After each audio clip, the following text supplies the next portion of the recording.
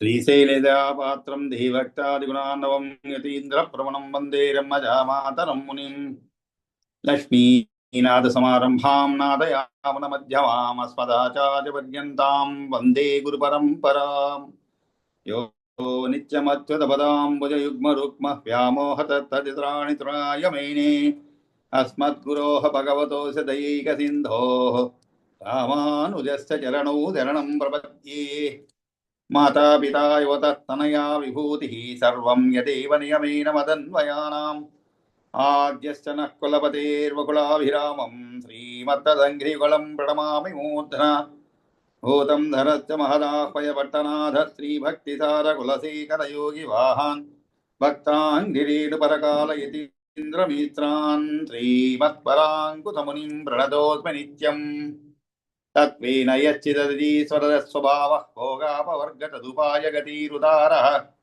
సందర్శయన్నిర్మిమీతపురాణరత్నం తస్మై నమో మునివరాయ పరాశరాయ హంసై షడ్భిः సమాకీర్ణం అంగైర్వేదమివాపరం పురాణం వైష్ణవం చక్రే యస్తం వందే పరాశరం వ్యాసం వసిష్ఠనప్తారం శక్తి పౌత్రమకల్మషం పరాశరాత్మజం వందే సుగతాతం తపోనిధిం వ్యాసాయ విష్ణురూపాయ వ్యాసరూపాయ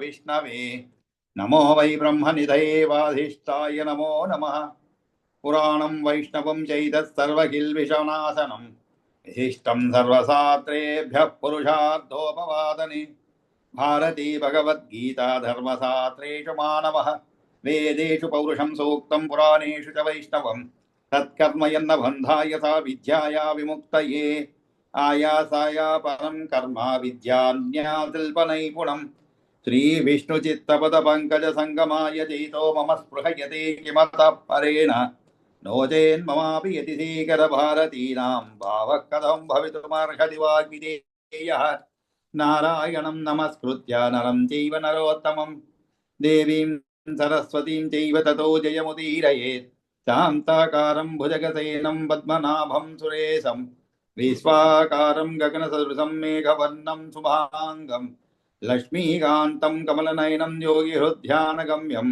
వందే విష్ణుం భవభయహరం సర్వలోకైకనాథం సశంఖచక్రం సకిరీటకుండలం సపీతవత్రం తరసీరుహేక్షణం సహారవక్షస్థలశోభికౌస్తుభం నమామి విష్ణుం శిరసా చతుర్భుజం. అందరికీ నమస్కారం.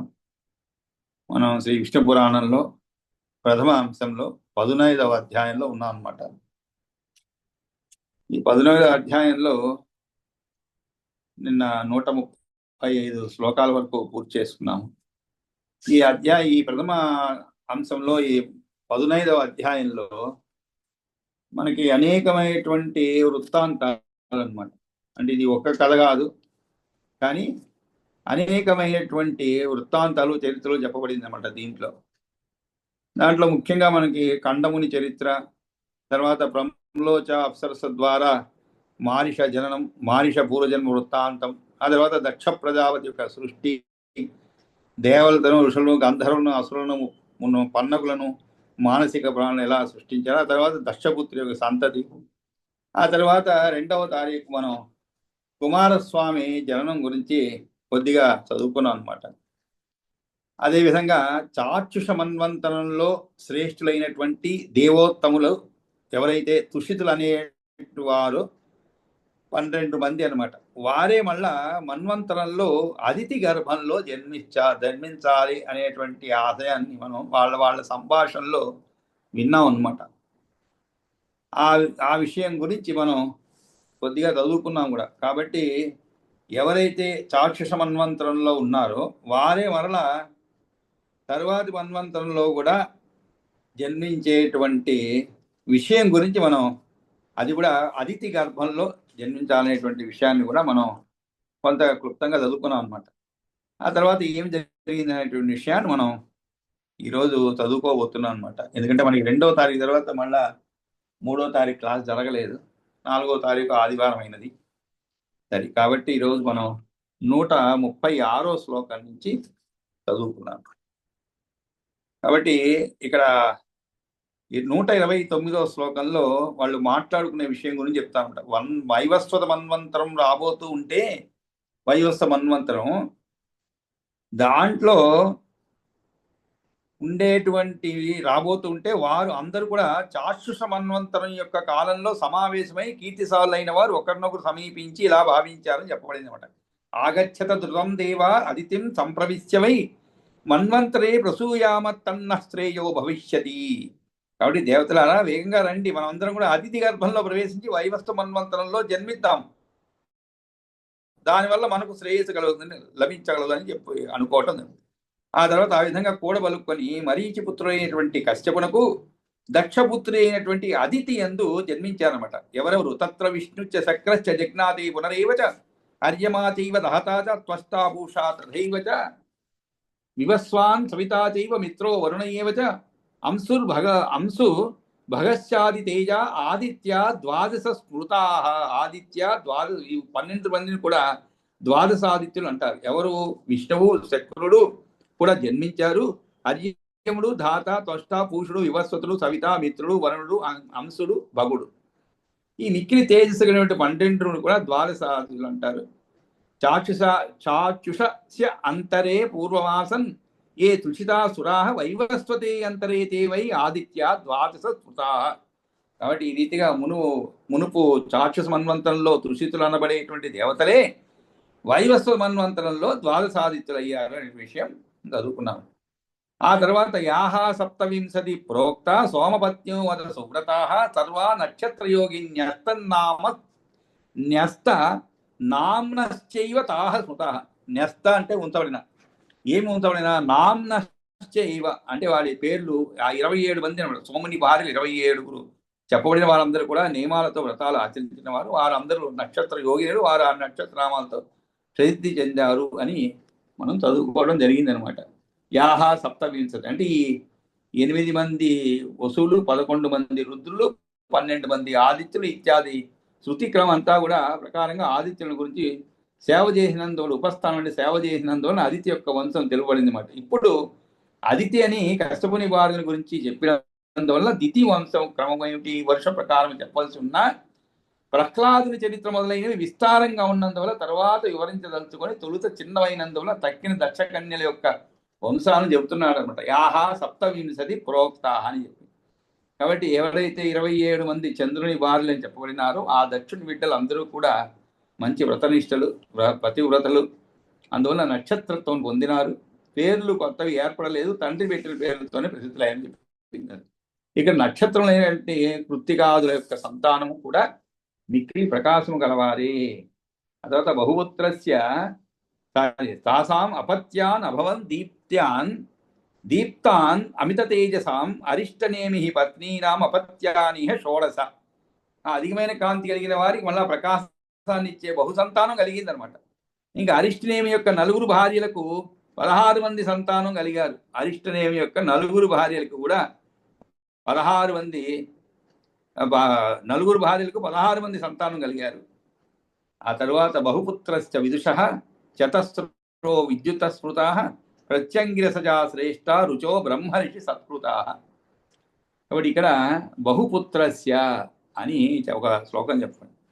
ఇక అంటే ఏమిటి? విద్వాంసులైనటువంటి బహుపుత్రులకు 4. బహుపుత్రస్య విదుష అంటే విద్వాంసుని అర్థం. విదుషులు అంటే విదుషీమణి అంటారు, అంటే విద్వాంసులు రారు అని అర్థం.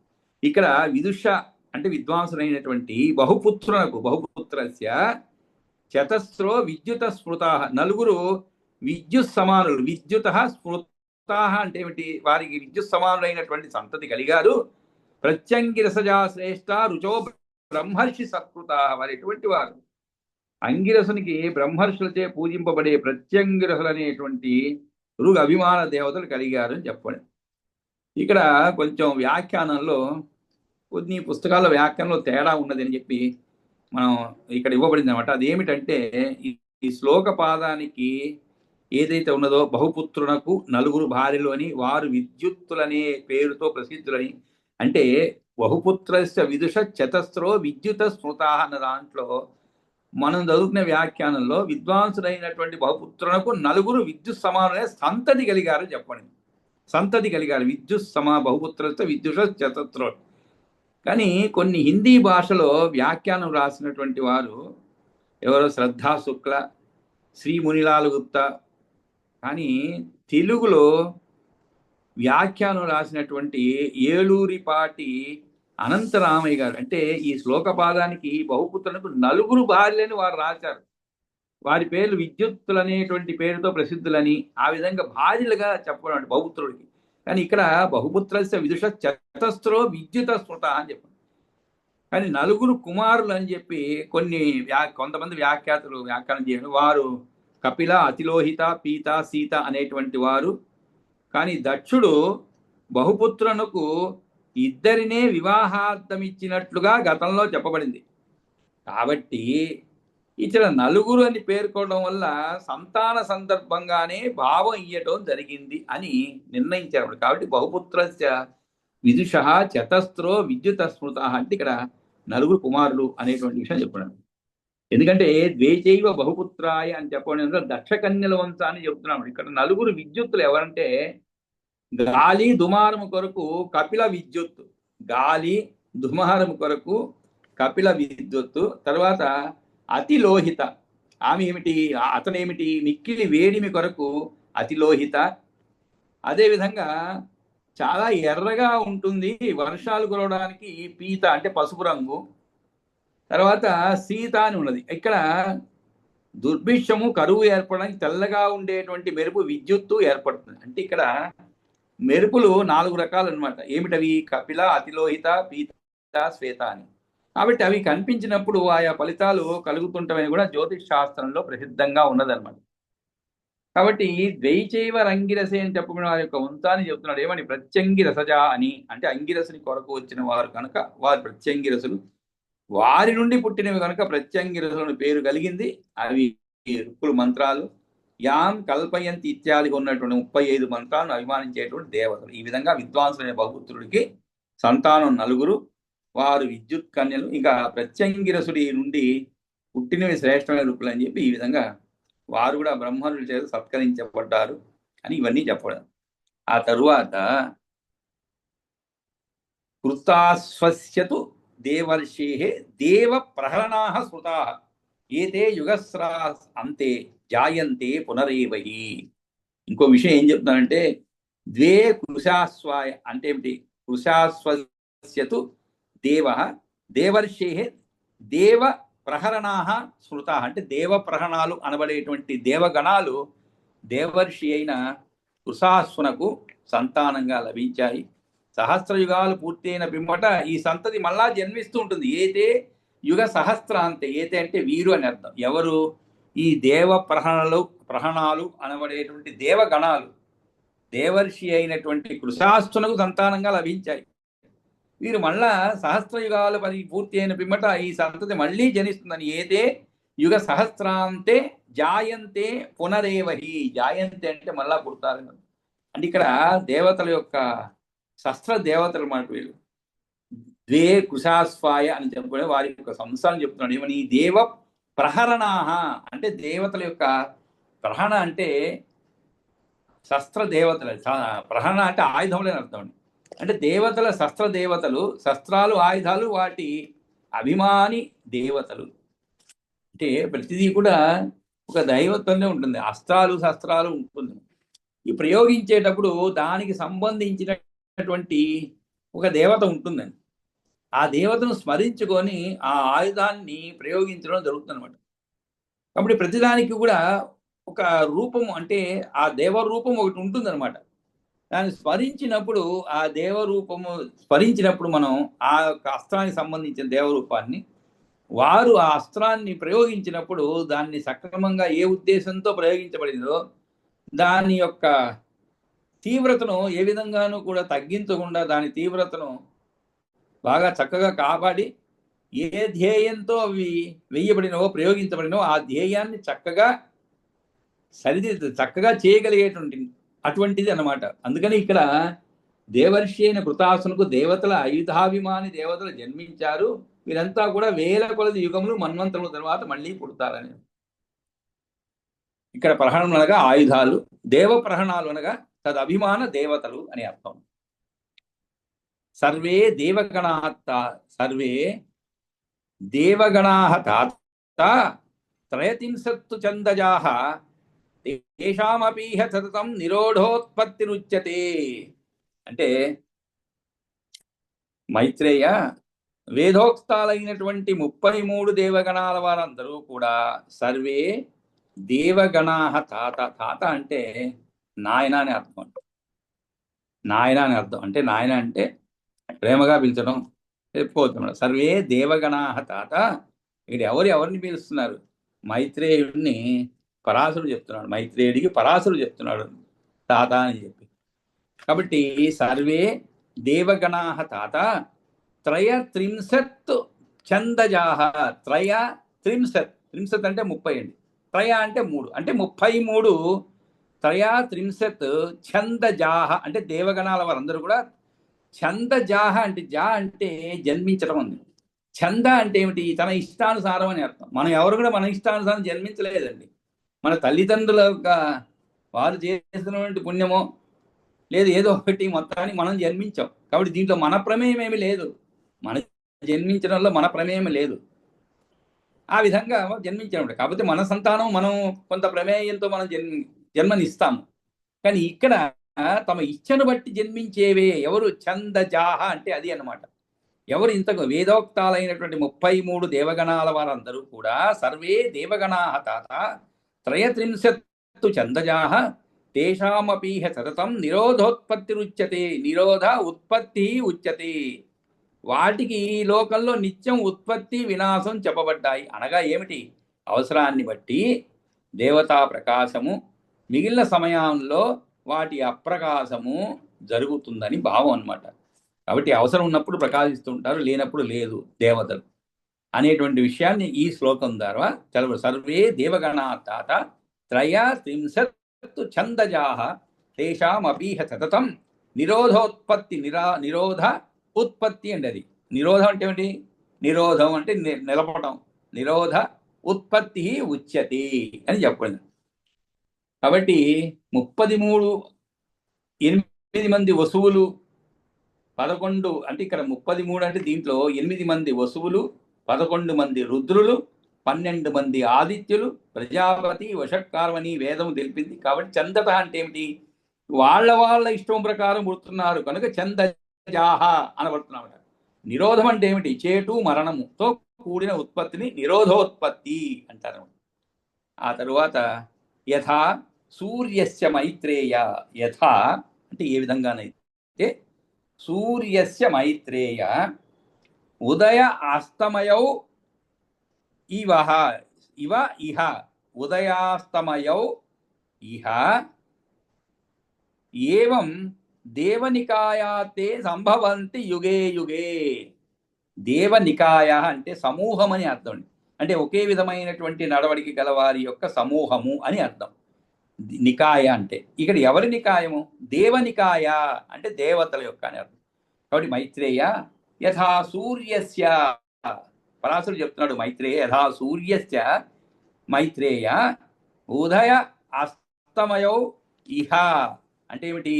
ఈ లోకంలో సూర్యునకు ఉదయం అస్తమయం కనబడుతున్నట్లే అదే రీతిగా ప్రతి యుగంలో కూడా ఏవం దేవనికాయాతే సంభవంతి యుగే యుగే. దేవగణాలు కూడా ఉద్భవిస్తున్నాయి, అంతర్ధానం అవుతున్నాయి అని చెప్పేటువంటి విషయాన్ని ఇక్కడ యథా సూర్యస్య అనే శ్లోకంతో చెప్పబడినారు. కాబట్టి ఉత్పత్తి నిరోధముల గురించి కోరిక ఎట్లా కలుగుతుందంటే చెబుతున్నాడు. ఏమని? యథా సూర్యస్య ఇది అంటే యుగే యుగే అనగా ప్రతికల్పమునందు కూడా ఈ బ్రహ్మగారికి ఒక దినము లేక పగలు, ఇందులో 1000 మహాయుగములు గడిచిపోతవి, ఇందులోనే 14 మన్వంతములు ముగుస్తవి, మొత్తంగా 43,20,00,000 సంవత్సరాలు బ్రహ్మకు ఒక పగలు. చూడండి ఎంతకాలమో మరి. 43,20,00,000 సంవత్సరాలు బ్రహ్మకు ఒక పగలు. మొత్తం బ్రహ్మకు రాత్రి పగలు కలిపితే 864 కోట్ల చిల్లర. ఇంత కాలంలో ఉదయము రాత్రి 2 ఉంటావన్నమాట. అంటే దీనికి డబల్ అనుకోండి. ఈ 43,20,00,000 ఏం చెప్పామో దానికి డబల్ అన్నమాట. లక్షల సంవత్సరాలు అది కూడా దానికి డబల్ అన్నమాట. ఈ విధంగా ఉదయము రాత్రి ఉంటవి. ఇటువంటి కల్పమునందు దేవతలు పుడుతుంటారు, చస్తుంటారు. ఏ విధంగా ఇది సూర్యుని యొక్క ఉదయాస్తమయముల వంటివి. ప్రతికల్పము మన్వంతరాదుల యందు అని. ప్రతికల్పము అంటే మన్వంతరాదులు అంటే ఏమిటి? వారికి మరణం ఉంటుంది. ఎక్కడ మరణం? వారికి ఒక కల్పం ఆరంభంలో పుడతారు, మళ్ళీ ముగిగానే వాళ్ళు వెళ్ళిపోతారు, మళ్ళా పుడతారు. కాబట్టి వాళ్ళకి ఉన్నది. కాబట్టి మనలాగా ఒక 60 సంవత్సరాలు 70 సంవత్సరాలు చాలా అల్పకాలం అండి. మన ఆయుష్ లెక్క పెడితే చాలా అల్పకాలం. 100 సంవత్సరాలు బతికినా కూడా అది చాలా అల్పకాలమే. మనకు అనిపించవచ్చు అబ్బో దీర్ఘకాలం బతికామని చెప్పి. అల్పకాలమే బతికినట్లు మనం. ఎందుకంటే మనం ఒక్కోసారికి కూర్చొని ఆలోచిస్తే ఎప్పుడో 1960లో పుట్టాము, అప్పుడే 60 సంవత్సరాలు అయిపోయింది, 66 సంవత్సరాలు అయిపోయిందా అనుకుంటూ ఉంటాం మనం. అంటే కాలం ఎంత వేగంగా వెళ్ళిపోయింది చూడండి. 66 సంవత్సరాలు అంటే ఇది చాలా తక్కువ సమయం అనమాట. అటువంటిది మరి ఈ మన్వంతరాలు పుట్టినప్పుడు అంటే మారుతున్నప్పుడు ఒక్కొక్క మన్వం నుంచి ఇంకో మనువు మారినప్పుడు ఈ విధంగా వారిలో దేవతలు కూడా మరలా పుడుతుంటారు. కాబట్టి వాళ్ళు కంటిన్యూస్ అన్నమాట. మనం ఎలాగో ఒకసారి చెప్పుకున్నాం, నదులు ఇవన్నీ కూడా ప్రవహిస్తూ ఉంటాయి. కానీ మనం చక్కగా ఆలోచిస్తే నదులు ప్రవహిస్తూ ఉంటాయి, కానీ మనకి ఏమవుతుంది, నిత్యమే అనిపిస్తాయి. కానీ కాదవి. ఎందుకంటే ఈ రోజు ఒక ప్రదేశంలో ఉన్నటువంటి నీరు అదే ప్రదేశంలో ఉండటం లేదు కదండి. మళ్ళీ ఆ నీరు వెళ్ళిపోతుంది, మళ్ళీ కొత్త నీరు వస్తుంది. కానీ చూసే వాళ్ళకి ఇది ఒక సజీవ అంటే జీవనదిలాగా ప్రవహిస్తూనే ఉంటుంది అనమాట. కాబట్టి దాంట్లో కూడా మార్పులు జరుగుతూ ఉంటాయి. అది మనం గుర్తించలేమన్నమాట. కాబట్టి ఎప్పుడు మనకి అది ప్రవహిస్తూ ఉంటుంది. ఆ విధంగా దేవతలు కూడా పుడుతుంటారు. మళ్ళా మన్వంతరాదుల యందు మళ్ళా వాళ్ళు ప్రతికల్పంలో కూడా జన్మనిస్తారు. ఈ విధంగా చెప్పడం. కానీ ఆత్మలు బొత్తిగా లేకుండా పోవు. సూర్యుడు అసలు లేకుండా పోయి కొత్త సూర్యుడు మరుసటి దినము పొద్దుటి వేళ రావడం లేదు. కనిపించకుండా పోవడం, కనిపించడాలే మరణం అన్నమాట. జననములు ఇవే నిరోధం ఉత్పత్తులు. కాబట్టి మనం అలా కాదు. మన బంధువులు అందరినీ వీడి వెళ్ళిపోతాం. మనం ఏ రోజు ఒకరోజు వెళ్ళిపోతాం అనమాట. మళ్ళా వాళ్ళకి కనిపించం కదండి. ఒకవేళ కనిపిస్తే కూడా మన నమ్మకం ప్రకారము ఏదో మన తర్వాతి తరం వాళ్ళ కడుపులో పుడతాము. అవి కొన్ని నమ్మకాలు ఉన్నాయనుకోండి. మా తాతగారు పుట్టారు, మా మామగారు పుట్టారు, లేదంటే మా అమ్మగారు పుట్టారు అని ఇలా అనుకుంటాము. కానీ అది సరి అనేది కాదనమాట. ఇది సూర్యుడు ఎలాగా కనుమరుగు అయినా కూడా మరుసటి రోజు పొద్దుటి వేళ రావడం లేదు, కనిపించకుండా పోవడం, కనిపించరాలే మరణం జననములు అనమాట. కాబట్టి మళ్ళా పొద్దున్న లేస్తే అదే సూర్యుడే కనిపిస్తుంటాడు, కొత్త సూర్యుడు కాదు. అదే సూర్యుడే కనిపిస్తుంటాడు. ఆ విధంగా ఇవే నిరోధము ఉత్పత్తులు అంటారు అనమాట. కాబట్టి ఓ మైత్రేయ, సూర్యుడికి ఉదయాస్తమయాలు ఉన్నట్లే దేవతలు కూడా ప్రతికల్పము ఆరంభమైనప్పుడు పుడతారు, బ్రహ్మకల్పం పూర్తయినప్పుడు మరణిస్తుంటారు. అనగా ఆయా సమయాల్లో కనిపిస్తుంటారు, కనిపించకుండా పోతుంటారు, ఒకరి తర్వాత మరొకరు ఆయా పదవులను అందుకుంటుంటారు అని చెప్పి చెప్పడం జరిగింది. బాగా చక్కగా బాగా చెప్పారు ఎవరు, పరాశరుడు మైత్రేయుడికి. ఇదంతా విన్న తర్వాత యథావిధిగా మైత్రేయుడికి కూడా మళ్ళా ఒక సందేహం వచ్చినట. ఆయన మన అదృష్టం అనుకోవాలి. ఎందుకంటే మైత్రేయుడికి వచ్చిన సందేహాలన్నింటిని కూడా నివృత్తి చేసే క్రమంలోనే మనకి పరాశరుడు ఇవన్నీ రాశారనమాట. ఒకవేళ ఆయన అడగకుండా ఉంటే ఏమైందో తెలియదు, అది వేరే విషయం అనుకోండి. కాబట్టి పిల్లలు కూడా మనల్ని ఒకసారి అడుగుతుంటారు కొన్ని ప్రశ్నలు. మనం అనుకుంటే దాన్ని పట్టించుకోం. మనం ఒకసారి అడుగుతుంటారు. చంద్రుడు మనం అంటున్నా ఏదో చిన్నప్పుడు మన పిల్లలకి అదిగోరా చందమామ అంటే నమ్మేసేవాళ్ళు, ఏదో చెప్పేసేవాళ్ళు, సరిపోతుంది. కానీ ఈ రోజుల్లో పిల్లలు ఇదిగోరా చందమామ చూడు ఎంత అందంగా ఉందో అన్నారు అనుకోండి. అసలు చందమామ ఏమిటి అంటే శాస్త్రీయంగా కూడా వాళ్ళకి కొన్ని ప్రశ్నలు ఉద్భవిస్తాయి వాళ్ళ మనసుల్లో. దాన్ని మనం ఏం చేయాలి, అణిచిపెట్టకూడదు. మనకు తగిన వీలైనంతగా వాళ్ళకి నమ్మించదగే విధంగా మనం కూడా కొంత జ్ఞానాన్ని సమకూర్చుకోవాలన్నమాట. అదే మనకి పిల్లలు మనల్ని విజ్ఞానవంతులు చేయడం అంటే లక్షణం అదే అనమాట. వాళ్ళు మనల్ని ప్రశ్నించినప్పుడు మనం దానికి తగినట్టుగా సమాచారాన్ని వెతుక్కొని పెట్టుకున్నాం అనుకోండి, మనకు కూడా కాస్త కూస్త నాలెడ్జ్ పెరుగుతుంది అనమాట. ఆ విధంగా ఇక్కడ మైత్రేయుడు అడిగిన దానికి మళ్ళీ మైత్రేయుడు అడుగుతున్నాడు ఏమని, దితి సంతతి గురించి అడుగుతున్నాడు. దిత్యాహ పుత్రద్వయం జగ్నే కశ్యపాదిన శృతం హిరణ్య కశపుచ్చైవ హిరణ్యాచ దుర్జయ. కశ్యప మునీంద్రుని వల్ల దిత్యాహ పుత్రద్వయం జగ్నే కశ్యపాత్ ఇది.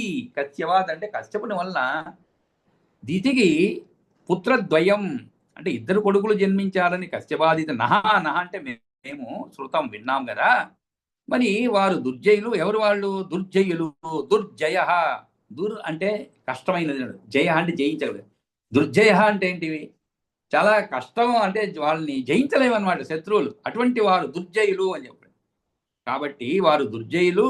వారెవరు? హిరణ్యకశిపుడు, హిరణ్యాక్షుడు అనేటువంటి వారు. హిరణ్యకశిపు చైవ హిరణ్యాశ్చ దుర్జయ. దిత్యాపుత్రద్వయం జగ్నే కశ్యపాదితి నశ్రుతం హిరణ్యకశపుచ్చైవ హిరణ్యాక్ష దుర్జయ. కాబట్టి కశ్యప మునీంద్రుల వల్ల దితికి 2 కొడుకులు జన్మించారని విన్నాము. వారు దుర్జయులు, హిరణ్యకశపుడు హిరణ్యాక్షుడు అనేటువంటి వారు. అంతేకాదు సింహికా చ అభవత్ కన్యా విప్రచిత్తే పరిగ్రహ హిరణ్యకశిపో పుత్రా 4 ప్రథిత ఔజస. ప్రథిత అంటే ఏమిటి? చాలా ప్రఖ్యాతి పొందినటువంటి అని అర్థం అన్నమాట. చాలా ప్రఖ్యాతి పొందినటువంటి.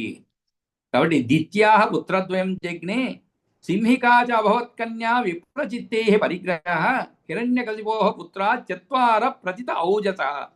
ప్రథిత అంటే ప్రఖ్యాతిగాంచిన విఖ్యాతిగాంచినటువంటి, ఔజస అంటే తేజస్సులైనటువంటి ఎంతమంది? పుత్రా 4 కుమారులు. 4 హిరణ్యకశిపునకు. అదేవిధంగా ఆమెకు సింహిక అనే కుమార్తె కూడా కలిగింది. హిరణ్యకశిపో పుత్రా 4 ప్రతిదోజత సింహికా చ అభవత్ కన్యా. సింహికా చ అభవత్ కన్యా. ఆమెకు సింహిక అనేటువంటి కుమార్తె కూడా కలిగింది. ఆమె విప్రచిత్తికి భార్య అయ్యింది. విప్రచిత్తే పరిగ్రహ. చాలా తమాషాగా చెప్పబడింది. విప్రచిత్తి యొక్క భార్య అయింది అని చెప్పడం లేదు. విప్రచిత్తే పరిగ్రహ అంటే విప్రచిత్తు చేత స్వీకరించబడినటువంటి వాడు. అంటే ఏమిటి? విప్రచిత్తికి భార్య అయింది అని అర్థం. ఎవరు? ఈ సింహిక. అంతేకాదు అనుహ్లాదచ్చ హ్లాదచ్చ ప్రహ్లాదచ్చైవ బుద్ధిమాన్ సంహ్లాదచ్చ మహావీర్య దైత్యవంశ వివర్తనా. ఇంకా కూడా చెప్తున్నాడు అనమాట. ఏమని? అనుహ్లాదచ్చ హ్లాదచ్చ ప్రహ్లాదచ్చైవ బుద్ధిమాన్ సంహ్లాదచ్చ మహావీర్య దైత్యవంశ వివర్తనా.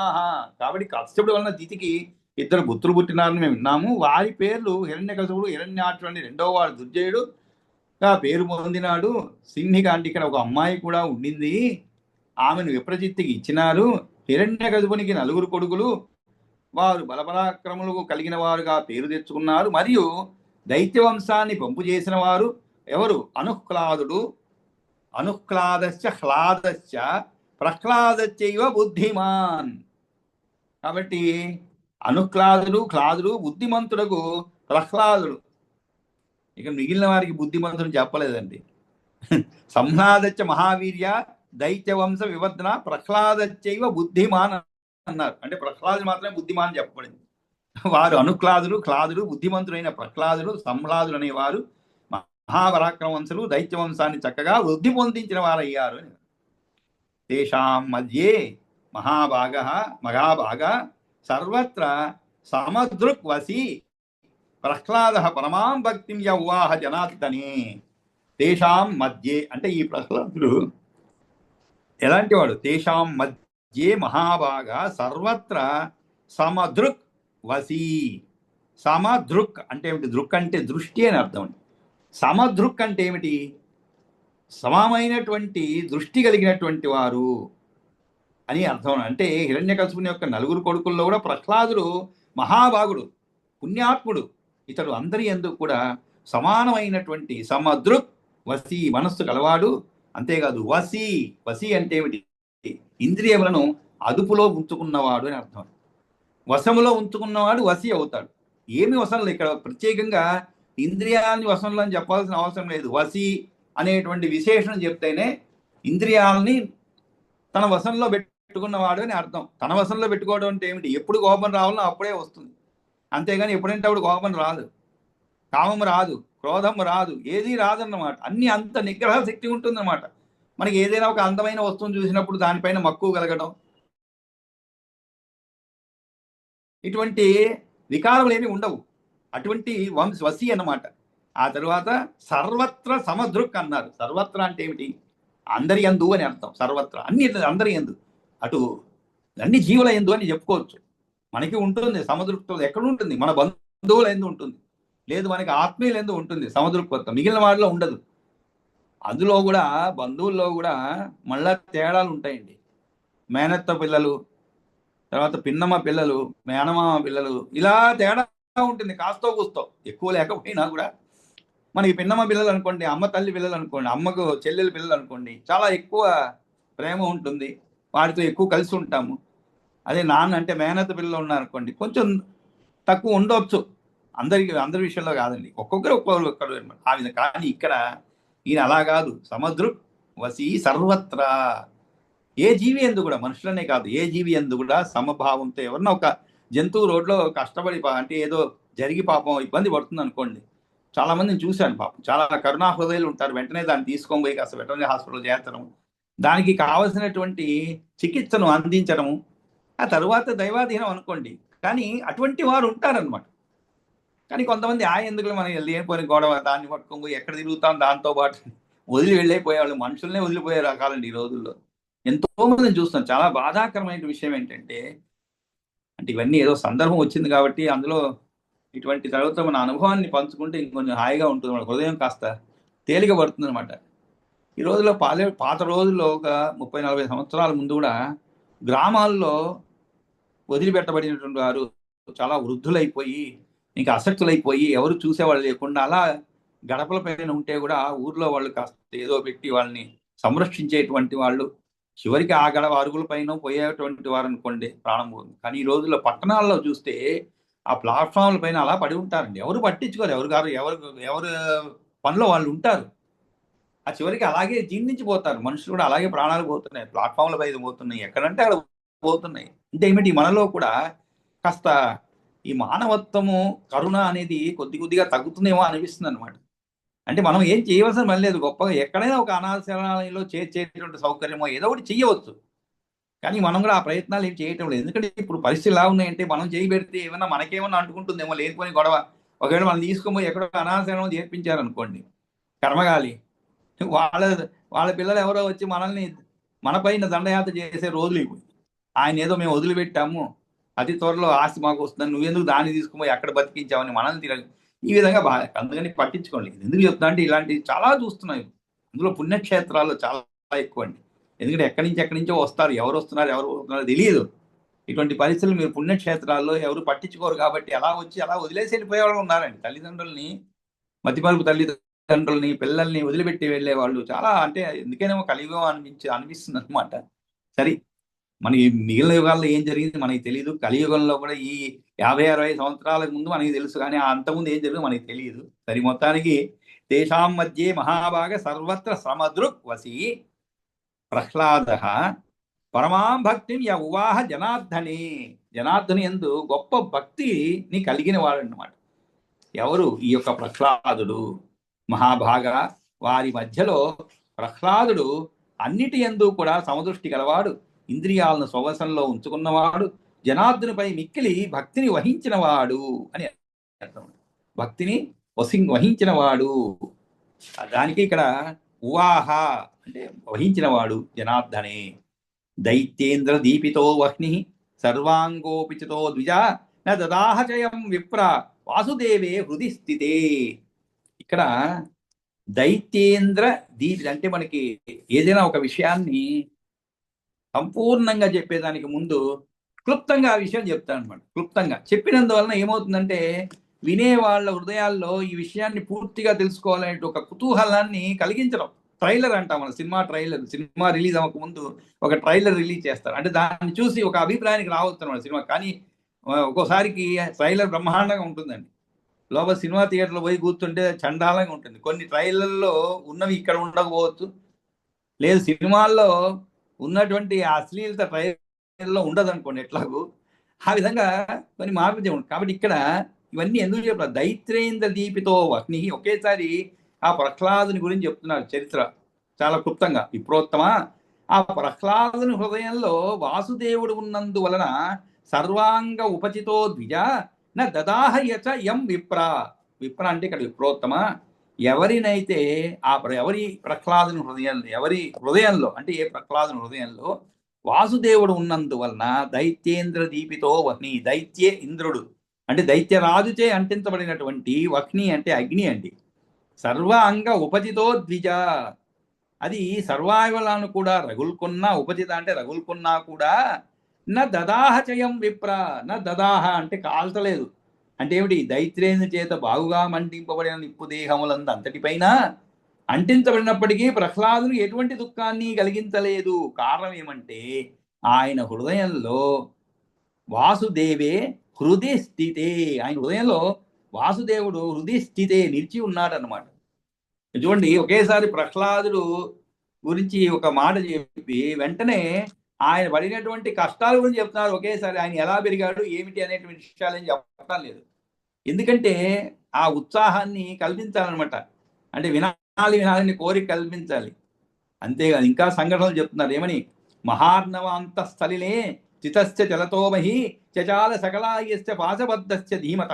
పాశబద్ధస్య, పాశ అంటే తాడు అని అర్థం, బద్ధ అంటే కట్టబడిన, అంటే తాళ్లతో కట్టి ఆ జ్ఞానాత్ముని మహార్ణవ అంతఃస్థలిలే చితస్య జలతోమహి, మహార్ణవం మధ్యలో నీళ్లలో పడవేస్తే చచాల సకలాయస్య పాశబద్ధస్య ధీమత, పడవేస్తే ఏమైంది?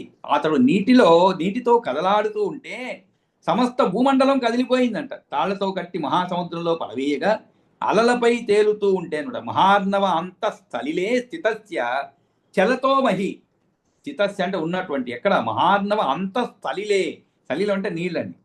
ఆ మధ్యలో నీళ్లలో పడవేస్తే చలతోమహి, ఆ భూమి కూడా కదిలిందంట. చచాల సకలాయస్య, కాబట్టి సమస్త భూమండలం కూడా కదిలిపోయింది. అటువంటి వాడు ప్రహ్లాదుడు. అది ఎందుకు ఏమిటి అనేది మళ్ళా తర్వాత మనకి ఆయన యొక్క సంపూర్ణమైన చరిత్ర రాబోతుంది అనమాట. దానికి ఇది ట్రైలర్ లాగా అనమాట. నా ఖిన్నం వివిధై శస్త్రై, నా ఖిన్నం వివిధై శస్త్రై, అస్య శస్త్రై యస్య యస్య దైత్యేంద్ర పాతితై శరీరం అద్రి కఠినం, శరీరం అద్రి కఠినం సర్వత్ర అచ్యుత చేతస. అచ్యుత చేతస, చేతస అంటే ఏమిటి? మనస్సు. అచ్యుత చేతస అంటే ఏమిటి? ఆయన బుద్ధి మాత్రం ఎక్కడుంది? శ్రీహరి అందే అచలముగా ఉండేది అనమాట. సర్వత్ర అచ్యుత చేతస శరీరం అద్రి కఠినం. అద్రి అంటే ఏమిటండి? కొండ అనమాట. అద్రి కఠినం అంటే ఏమిటి? ఆ శరీరం అంతా కూడా ఒక పర్వతం అనుకోండి. శరీరం అద్రి అంటే పర్వతం లాగా కఠినమైపోయింది అనమాట. శరీరం పర్వతంలా కఠినమైపోయి ఏం జరిగింది మరి?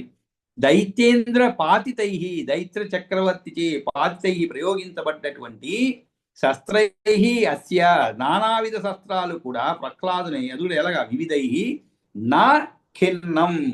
నా ఖిన్నం అంటే ఏమిటి?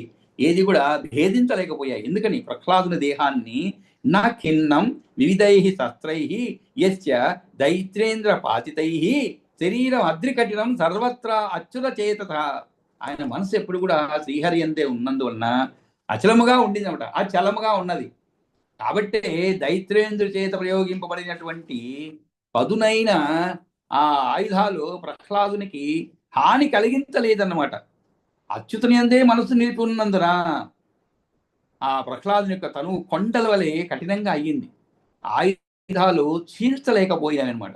అంతేకాదు ఇంకా కూడా ఏ విధంగా ఆయన్ని బాధ పెట్టారంటే, ఆయన తండ్రి మహార్ణవాంత స్థల్లే చితస్థ చలతోమహి చచాల సకలాయస్య పాశబద్ధస్య ధీమత నా ఖిన్నం వివిధై శస్త్రైర్యస్య దైత్యేంద్ర పాతితై శరీరం అద్రి కఠినం సర్వత్రాచ చేతత విషా విషాన విషా సారీ విషాన విష అనల ఉజ్వల ముఖ, విష అనల ఉజ్వల ముఖ